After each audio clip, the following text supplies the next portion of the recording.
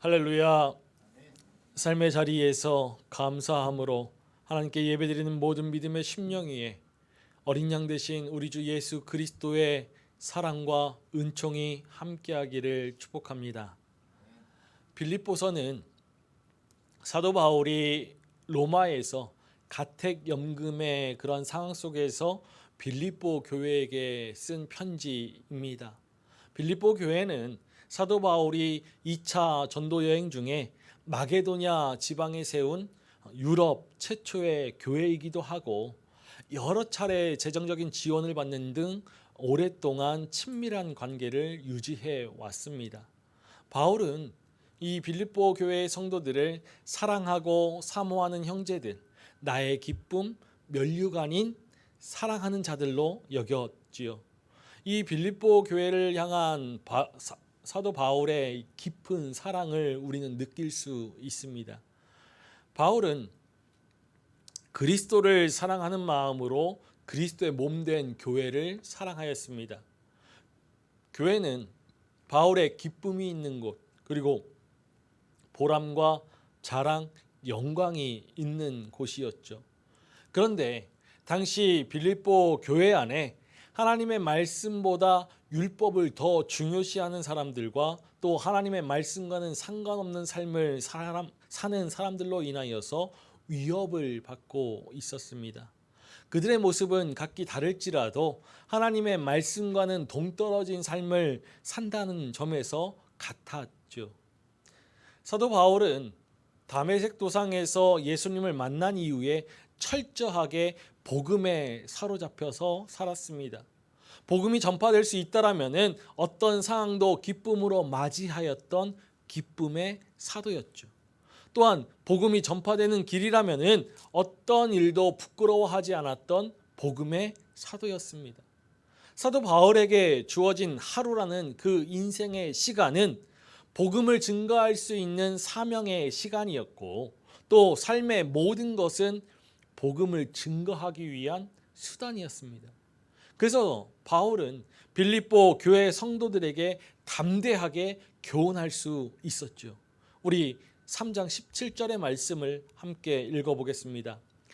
형제들아, 너희는 함께 나를 본받으라. 그리고 너희가 우리를 본받은 것처럼 그와 같이 행하는 자들을 눈여겨보라.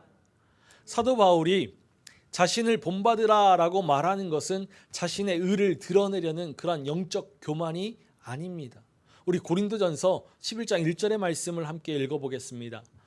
내가 그리스도를 본받는 자가 된 것 같이 너희는 나를 본받는 자가 되라. 바울 자신이 얼마나 그리스도를 본받는 삶을 살았는지를 증명하는 말씀입니다. 예수님을 만난 이후에 바울의 인생은 180도 달라졌습니다. 이전에는 예수 그리스도를 믿고 따르는 사람들을 핍박하고 박해하였습니다. 그러나 예수님을 만난 이후에 이전의 모든 것들을 배설물처럼 여기고서 복음을 전하는 일이라면 어디든지 달려가는 사도가 되었던 것이죠. 나를 본받으라. 이 권면은 신앙의 방향을 바르게 잡으라는 그러한 교훈입니다. 바울이 나를 본받으라 교훈하는 이유는 분명하죠. 앞서도 말씀드렸지만 빌립보 교회가 복음이 아닌 많은 미혹에 휩싸이고 있었기 때문입니다. 바울은 이미 기회가 있을 때마다 조심하도록 권면하였습니다. 이제 그와 같이 행하는 자들을 눈여겨보라 권면하면서 눈물로 호소하죠. 우리 오늘 18절의 말씀을 다시 한번 읽어보겠습니다. 내가 여러 번 너희에게 말하였거니와 이제도 눈물을 흘리며 말하노니 여러 사람들이 그리스도의 십자가의 원수로 행하느니라. 눈물을 흘린다 이 표현은 심한 고통을 느끼면서 소리를 내어서 우는 모습을 표현하는 것입니다. 이 눈물은 신세를 한탄해서 원한이 깊어서 흘리는 눈물이 아니었죠. 눈물을 흘리며 다시 말한다는 것은 이 빌립보 교회 성도들을 향한 바울의 그 안타까운 마음을 느끼게 해줍니다. 안타까워하는 그 이유는 빌립보 교회 안에 그리스도의 십자가의 원수로 행하는 많은 거짓 교사들이 있었기 때문입니다. 바울이 나를 본받으라 라고 말할 때에는 확신에 차 있었지만 그리스도의 십자가의 원수를 언급할 때에는 그 애틋한 심정을 드러내고 있습니다. 그들로 인하여서 빌립보 교회 성도들이 미혹당하는 것을 보면서 가슴이 무너져 내려서 눈물로 권면하고 있는 것이죠. 앞서서 바울은 그리스도의 십자가의 원수로 행하던 사람들을 조금 더 과격하게 표현하기도 했죠. 우리 3장 3절의 말씀을 2절의 말씀을 읽어보겠습니다. 개들을 상가고 행악하는 자들을 삼가고 몸을 상해하는 일을 삼가라. 개들을 삼가라. 상종하지 말아야 할 사람들이라는 것입니다. 그들이 그리스도의 십자가 복음을 훼손하였기 때문입니다. 바울이 그들을 십자가의 원수라고 칭하였다라고 해서 이상한 사람들은 아닙니다. 그들도 똑같이 그리스도 예수를 믿는 사람들입니다. 그러나 십자가의 원수로 행하였던 그 사람들은 하나님의 말씀보다 율법을 더 중요시하였습니다. 유대인들과 이방인들로 구분되었던, 그래서 그들로 이루어졌던 빌립보 교회 안에 들어와서 할례를 받지 않은 성도들에게 할례를 받아야 한다라고 주장하였죠. 그들의 주장은 십자가의 복음과는 배치되었습니다. 할례를 강조하는 것, 그것은 육체를 강조하는 것입니다. 육체를 자랑하는 일이죠. 그러나 바울은 육체를 신뢰하지 않았습니다. 우리 3장 3절의 말씀을 함께 읽어보겠습니다. 하나님의 성령으로 봉사하며 그리스도 예수로 자랑하고 육체를 신뢰하지 아니하는 우리가 곧 할례파라. 하나님의 성령으로 봉사하며 그리스도 예수로 자랑하였기 때문에 자신이 참된 의미에서 할례파라고 주장하였죠. 할례를 주장하는 할례파들이 그리스도의 십자가를 부정하는 것은 아닙니다. 십자가를 부정한다라면 예수를 그리스도로 주로 시인하지 못하죠. 시인할 수 없습니다. 그들은 그리스도의 십자가와 부활을 믿기는 하지만 실제로는 그 복음의 십자가 복음에 역행하였기 때문에 바울의 거친 비판을 직면하고 있는 것입니다. 우리 갈라디아서 1장 7절과 8절의 말씀을 읽어보겠습니다. 다른 복음은 없나니 다만 어떤 사람들이 너희를 교란하여 그리스도의 복음을 변하게 하려 함이라. 그러나 우리나 혹은 하늘로부터 온 천사라도 우리가 너희에게 전한 복음 외에 다른 복음을 전하면 저주를 받을지어다. 바울이 저주하는 사람들이 바로 거짓 교사들인 할례파입니다.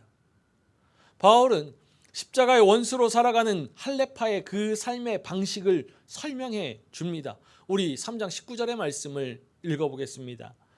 그들의 마침은 멸망이요 그들의 신은 배요 그 영광은 그들의 부끄러움에 있고 땅의 일을 생각하는 자라. 십자가 원수의 그 마침은 멸망이라고 합니다. 할례파는 자신의 삶을 완성하기 위한 그 수고를 아끼지 않았습니다. 할례가 바로 그 삶의 표징이었죠. 그래서 십자가의 복음이 전하여졌어도 할례와 같은 율법을 지켜야 한다라고 주장하였습니다. 그러나 그 결과는 멸망이죠. 아무리 할례와 같은 율법으로 노력해도 우리의 삶이 완성되지 않기 때문입니다. 완성될 수 없는 그 삶을 완성하고자 하면은 그 결국은 멸망이지요. 그들의 삶이 십자가 복음으로 그리스도의 영원한 생명에 잇대어지지 않기 때문입니다. 그리고 십자가의 원수로 살아가는 사람들은 자신의 배를 신, 곧 하나님으로 삼았습니다. 먹고 마시는 것을 목적으로 삼았다라는 것이죠. 유대인들은 정결법에 따라서 정결한 음식과 부정한 음식을 가렸습니다. 이 음식의 정결법을 지키는 것이 의가 되었죠. 하나님께서 주신 그 정결법의 의미를 깨닫지 못하고 물질적인 음식을 생각하였습니다. 그래서 그들의 배가 신이 되었습니다. 먹는 것과 먹지 않는 것이 신앙이 된 것이죠. 또한 십자가의 원수는 부끄러움을 영광으로 여겼습니다. 그 영광은 그들의 부끄러움에 있다라는 이 말씀은 그들의 영광을 그들의 부끄러움에 두었다라는 말입니다. 이 말씀은 갈라디아서의 말씀을 보면은 우리가 쉽게 이해할 수 있습니다. 갈라디아서 6장 13절의 말씀을 함께 보겠습니다. 할례를 받은 그들이라도 스스로 율법은 지키지 아니하고 너희에게 할례를 받게 하려는 것은 그들이 너희의 육체로 자랑하려 함이라. 육체의 모양을 내려 하는 자들이 할례를 받게 하려는 것, 그것은 육체로 자랑하게 하기 위해서입니다. 육체는 할례를 말하는 것이고 신체의 부끄러운 부분을 지칭하는 것입니다. 이처럼 십자가의 원수들은 할례를 자랑스럽게 생각하였죠. 할례를 절대적인 기준으로 삼아서 다른 사람들을 비난하면서 할례를 받은 자신들은 영광스러운 백성이라고 자부하였습니다. 십자가의 복음을 영접한 그리스도인이 할례를 강조하는 것, 그것은 십자가와 원수 맺는 것입니다. 십자가의 복음이 상대화되기 때문이죠. 그래서 바울은 그들의 삶의 방식을 조소하면서 그들의 영광이 그들의 부끄러움에 있다라고 말하는 것입니다. 마지막으로 십자가의 원수로 살아가는 사람들은 땅의 일을 생각하는 자입니다. 이것은 앞선 세 가지를 모두 포함하고 있죠. 그들 자신의 삶의 기준이 되었고 땅의 일을 생각하였습니다. 땅의 일, 이것은 하늘과 대비되어서 땅에 있는 모든 것을 뜻합니다. 땅, 곧 세상에 속한 것, 감각적인 것, 육체적인 것, 쾌락을 추구하고 명예를 추구하는 모든 것을 뜻합니다. 그리고 생각한다라는 것은 이 머릿속의 생각으로 그치는 것이 아니라 온 마음으로 생각하고 원한다라는 것이죠. 십자가의 원수들은 땅의 일, 곧 육신적인 것들을 행하였습니다. 그들이 생각하기에 할례와 같은 율법에는 하나님의 뜻이 온전히 담겨 있다라고 여겼죠. 그래서 하나님의 백성으로 갖춰야 할 이 율법이야말로 하나님의 백성이 이 땅에서 성취할 수 있는 최선의 길이라고 여겼습니다. 그러나 바울은 이 모든 것이 땅의 일이라고 하는 것이죠. 이렇게 바울은 십자가의 원수로 행하는 자들의 삶의 방식을 설명해 줍니다. 그리고 빌립보 교회 성도들에게 그리스도의 십자가의 원수들을 삼가라고 눈물로 호소하고 있는 것이죠. 십자가는 예수 그리스도께서 죄인을 대신하여서 죽으심으로 죄를 사하시고 속량하신 사건입니다. 십자가의 원수는 이 십자가와 반대되는 삶을 사는 사람이지요. 달리 말해서 육체의 욕구를 따라 사는 사람입니다.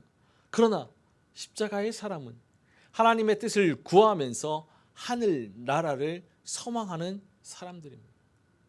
그리스도 예수, 구원의 그 이름을 말하면서도 십자가의 원수로 살아가는 사람들이 있습니다. 그래서 사도 바울은 그 신앙의 정체성을 분명히 알기를 소망하고 있죠. 우리 빌립보서 3장 20절의 말씀을 함께 읽어보겠습니다. 그러나 우리의 시민권은 하늘에 있는지라 거기로부터 구원하는 자 곧 주 예수 그리스도를 기다리노니. 바울은 앞선 땅의 일과 대비하여서 하늘을 말합니다. 시민권이라는 이 헬라어 폴리튜마에는 도시를 뜻하는 폴리스라는 단어가 포함되어져 있습니다. 도시는 성으로 둘러싸여서 요새 구실을 하는 곳으로서 이 도시 안에 살도록 허용된 사람들이 바로 시민이죠. 시민권은 시민으로서의 권리뿐만 아니라 신분, 자격, 의무, 권리 등을 포함합니다. 그러나 바울은 이 시민권의 의미를 확대하여서 우리의 시민권이 하늘에 있다라는 그 말씀을 우리의 나라가 하늘에 있다라는 뜻으로 전하여 줍니다. 빌립보, 이 도시는 로마에서 멀리 떨어져 있지만 로마의 직할 도시로서 번영을 누렸던 도시입니다. 그래서 빌립보의 시민들은 로마 시민권을 받아서 로마 시민과 동일한 그런 법적 혜택을 누렸죠. 이것은 빌립보 시민들에게 큰 자랑이었고 자부심이었습니다. 이 로마의 시민권을 가진 사람들은 로마 황제에게 충성해야 합니다. 그러나 하늘 시민권을 가진 성도들은 하나님께 충성하는 사람들입니다. 로마 제국의 통치와 질서를 따르는 것이 아니라 하나님의 통치와 하나님 나라의 질서를 따르죠. 우리를 다스리는 나라가 하늘에 있습니다. 사도 바울은 이렇게 하늘의 시민권을 가진 성도들의 소망을 전하여 주죠. 거기로부터 구원하는 자 곧 예수 그리스도를 기다리노니. 거기는 하늘에 있는 우리를 다스리는 나라입니다. 그 나라로부터 구원할 자를 기다립니다. 기다린다라는 것, 이것은 시간적인 기다림이 아니라 간절한 소망을 가진 기다림을 말하는 것이죠. 우리가 기다리는 것, 그분은 구원하는 자 예수 그리스도입니다. 성도는 하나님 나라의 시민권자로서 이 땅의 것이 아닌 하늘을 바라보아야 합니다. 우리의 나라는 하늘에 있죠. 우리의 왕이신 하나님께서 하늘에 계시고 그 보좌 우편에 예수 그리스도께서 계시면서 완전한 통치를 이루십니다. 지금 바울은 빌립보 교회 성도들에게 로마의 시민권자로 살아가는 그 사실을 자랑스럽게 여기는 것이 아니라 하나님 나라의 시민권자로 살아가는 그 사실을 자랑스럽게 여기도록 깨우치고 있는 것입니다. 우리의 본향 하늘에 있습니다. 우리는 이 세상을 지나는 나그네이죠. 이 정체성을 기억해야 합니다. 그래야 십자가의 원수들로 살아가는 그 사람들과는 달리 멸망의 길로 달려가지 않을 수 있는 것이죠. 하나님의 나라를 소망하면서 예수 그리스도를 기다리는 그 신실한 믿음의 삶을 살아갈 수 있는 것입니다. 사도 바울은 우리를 구원하신 예수 그리스도께서 어떤 분이신지 어떤 역사를 이루시는지 설명해 줍니다. 우리 3장 21절의 말씀을 함께 읽어보겠습니다. 그는 만물을 자기에게 역사로 우리의 낮은 몸을 자기 영광의 몸의 형체와 같이 변하게 하시리라. 우리를 구원하는 자 예수 그리스도께서 오시면 우리의 낮은 몸을 변화시켜서 당신의 영광의 몸의 형체와 같게 하실 것입니다. 낮은 몸은 비천한 몸으로서 약하고 병들며 죄에 물들어 있고 유혹에 쉽게 넘어가는 그러한 몸입니다. 결국 죽을 수밖에 없고 썩고 멸망받을 수밖에 없는 비천한 몸이죠.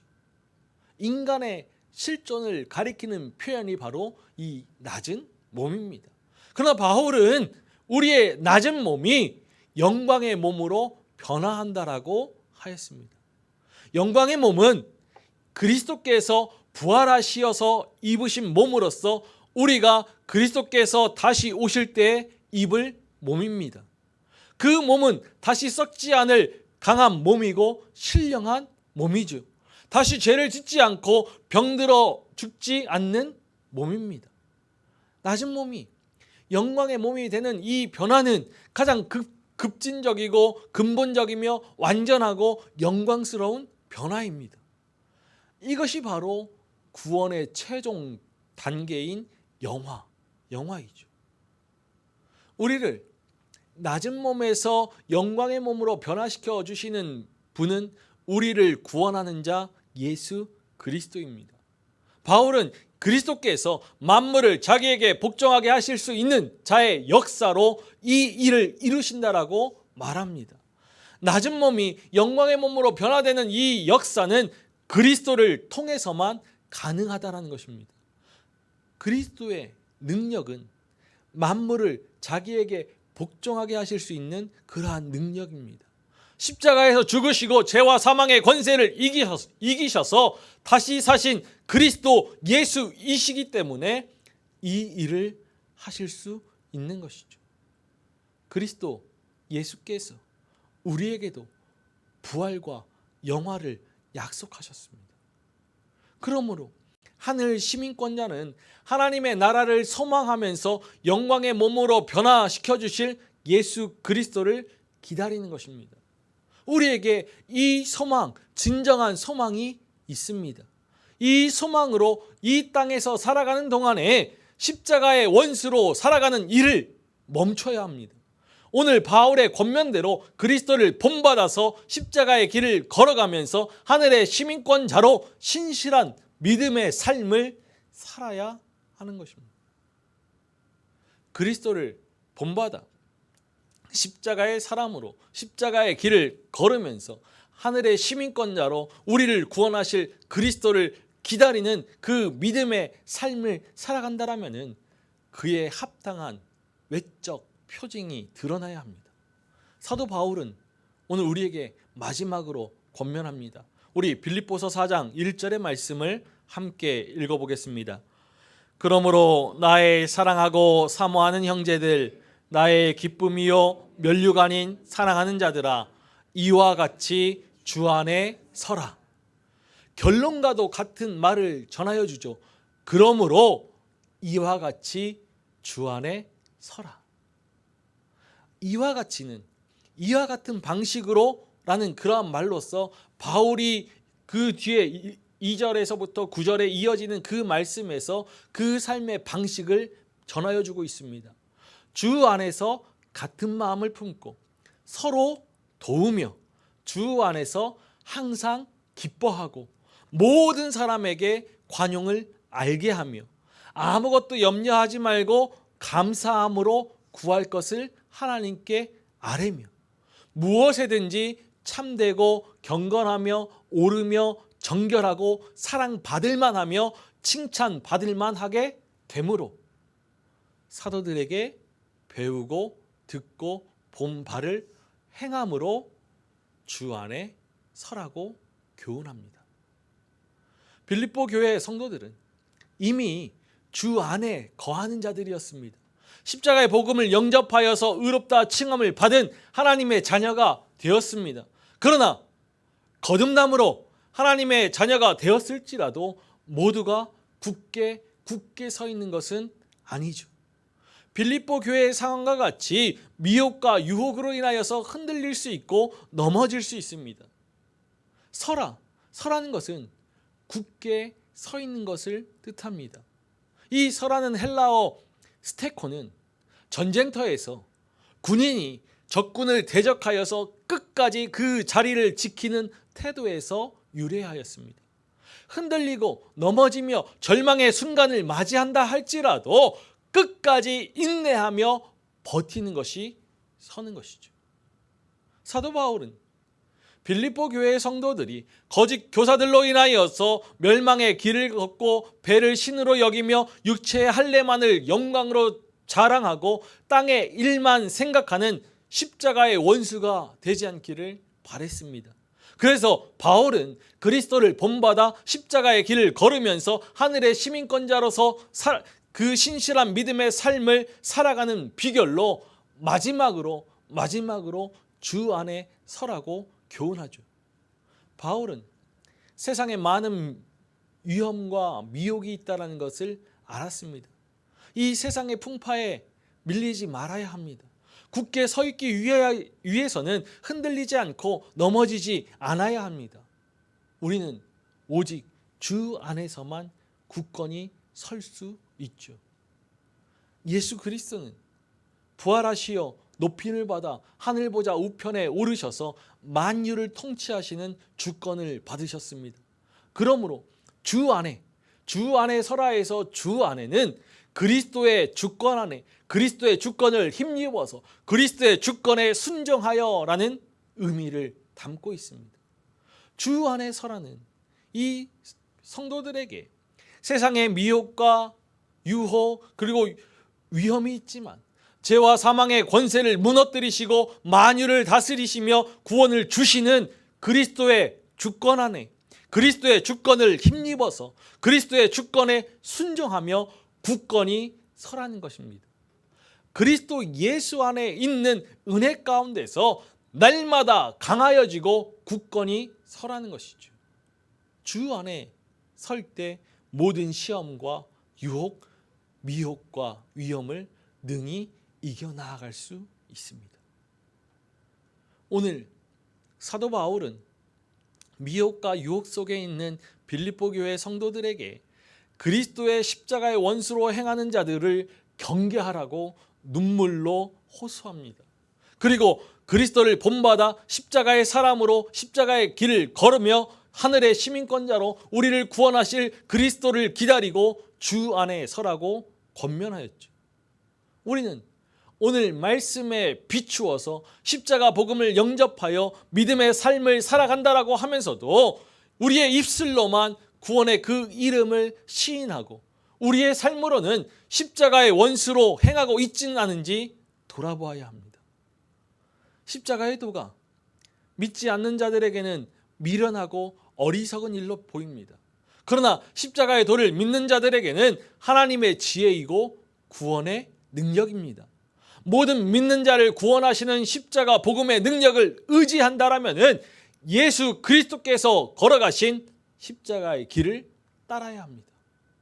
우리가 십자가의 복음을 믿는 믿음을 가졌다라고 하면서도 십자가의 길을 걷지 않는다라면 십자가의 원수로 행하는 자와 다를 바 없는 것이죠.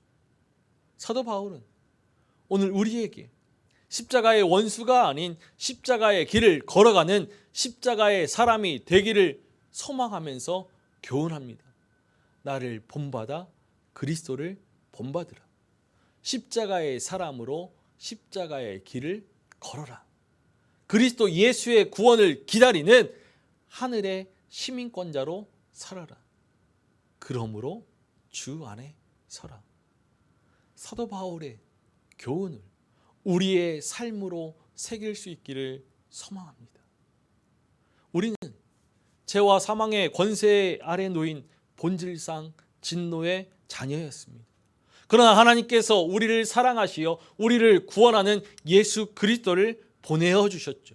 우리의 모든 죄와 허물을 짊어지시고 십자가에 오르신 하나님의 어린 양이 대신 죽으심으로 모든 죄를 사하시고 속량하셨습니다. 우리를 의롭다 칭하여 주시고 하나님의 자녀, 하나님의 상속자 삼아 주셨죠.